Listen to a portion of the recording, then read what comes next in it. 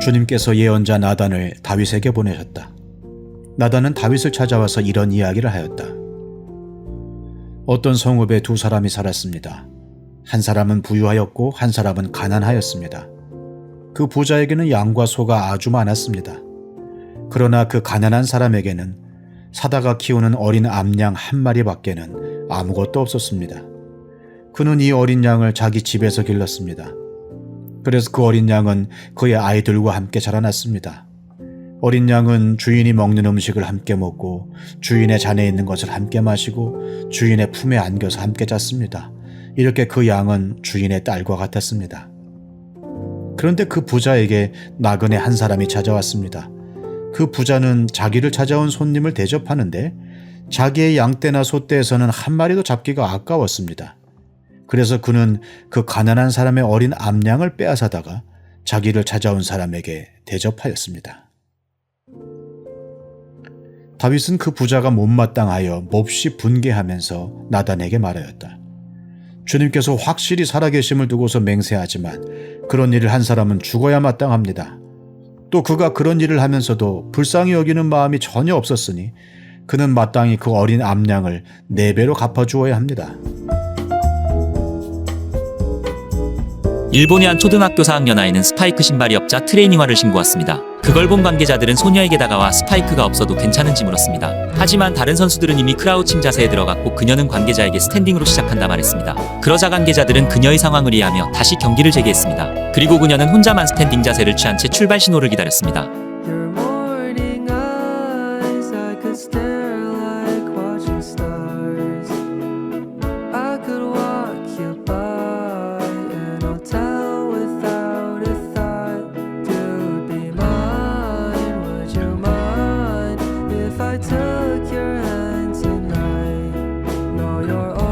만약 여러분이 이 초등학생의 달리기를 직관하는 관객이었다면 이 소녀를 보면서 무슨 생각을 하셨을 것 같은가요? 얼마나 달리기를 하고 싶었으면 다른 아이들과 전혀 다른 장비, 모습을 하고 있을지라도 그 부분에 기죽지 않고 이렇게 열심히 뛰었을까? 라며 응원하는 마음을 가지셨을까요? 아니면 쟤는 신발도 제대로 없고 다른 아이들하고 자세도 다르게 해서 왜 경기를 이렇게까지 지연시키는 거야? 그렇게까지 달리기가 하고 싶을까? 라는 마음을 가지셨을까요? 아마 대부분 전자와 같은 마음으로 이 소녀를 보았으리라 생각합니다.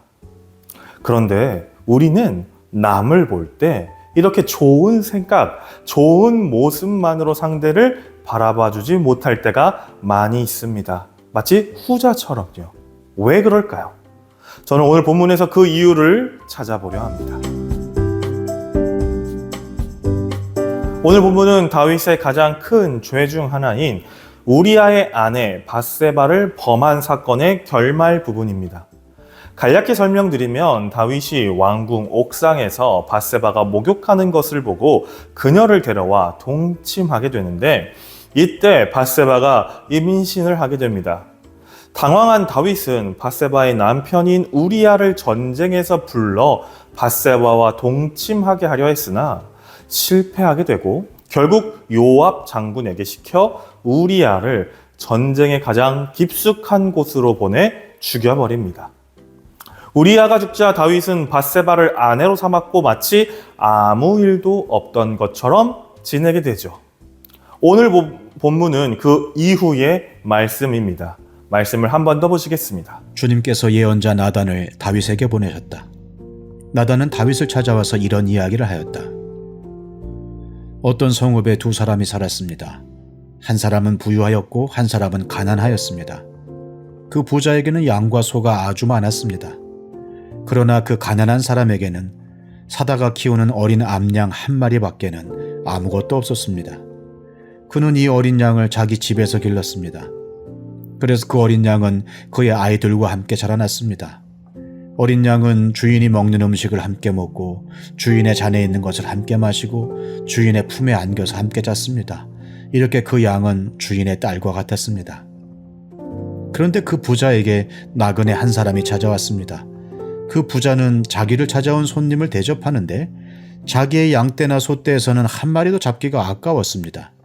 그래서 그는 그 가난한 사람의 어린 암양을 빼앗아다가 자기를 찾아온 사람에게 대접하였습니다. 다윗은 그 부자가 못마땅하여 몹시 분개하면서 나단에게 말하였다. 주님께서 확실히 살아계심을 두고서 맹세하지만 그런 일을 한 사람은 죽어야 마땅합니다. 또 그가 그런 일을 하면서도 불쌍히 여기는 마음이 전혀 없었으니 그는 마땅히 그 어린 암양을 4배로 갚아주어야 합니다. 다윗을 찾아온 나단 선지자, 그가 이야기했던 부자는 누구였을까요? 다윗이 마땅히 죽어야 한다고 했던 그 부자는 누구였을까요? 그 부자는 바로 다윗 자신이었습니다. 저는 이 부분에서 굉장히 흥미로운 점을 발견했습니다.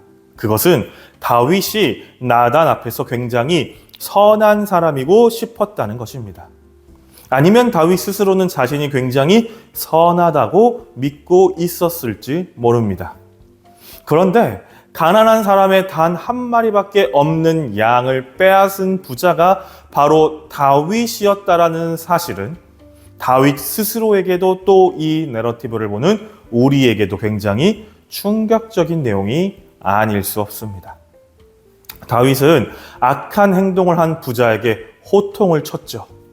물론 그 대상이 자신인 줄도 모르고요. 우리는 이런 실수를 자주 반복합니다. 내 모습을 전혀 생각하지 않고 남을 판단할 때가 있고, 내가 하는 일은 선하지만 남이 하는 일은 그렇게까지 선하지 않다고 생각할 때도 종종 있습니다.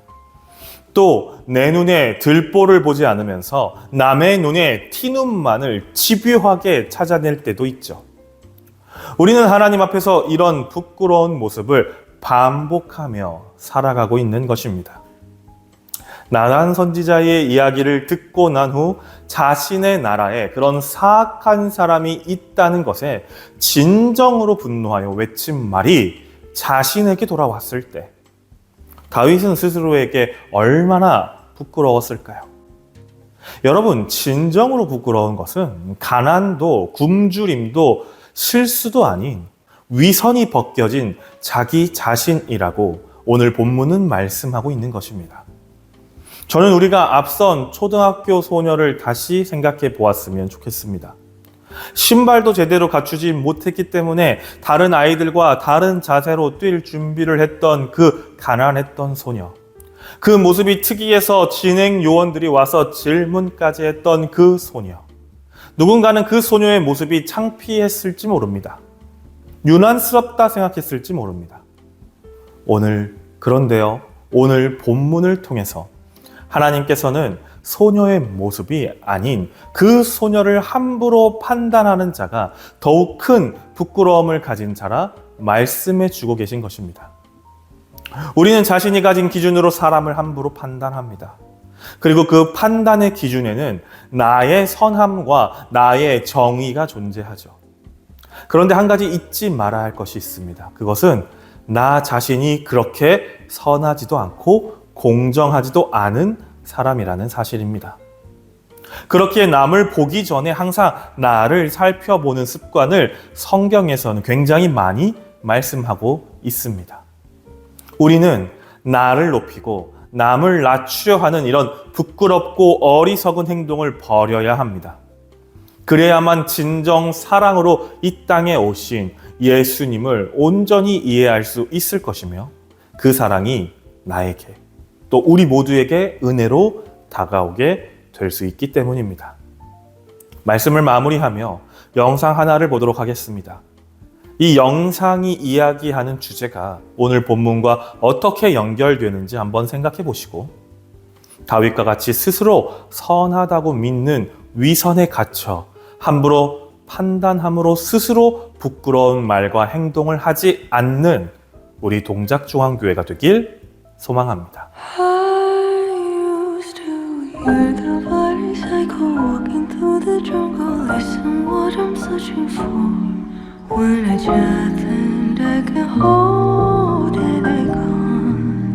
Oh my friend, when I just a little dreaming for the crystal should I bury? 하나님 아버지 감사합니다.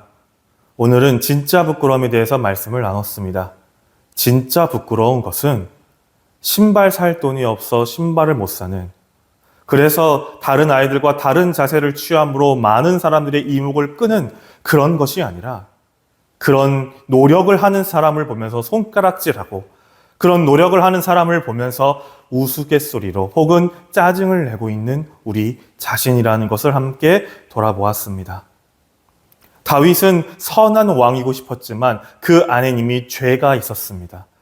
그리고 그것을 발견하지 못했을 때 그는 끝까지 선한 척했습니다. 그러나 그 죄가 드러나자 크게 부끄러워했던 것은 다름 아닌 다윗 왕 자신이었습니다.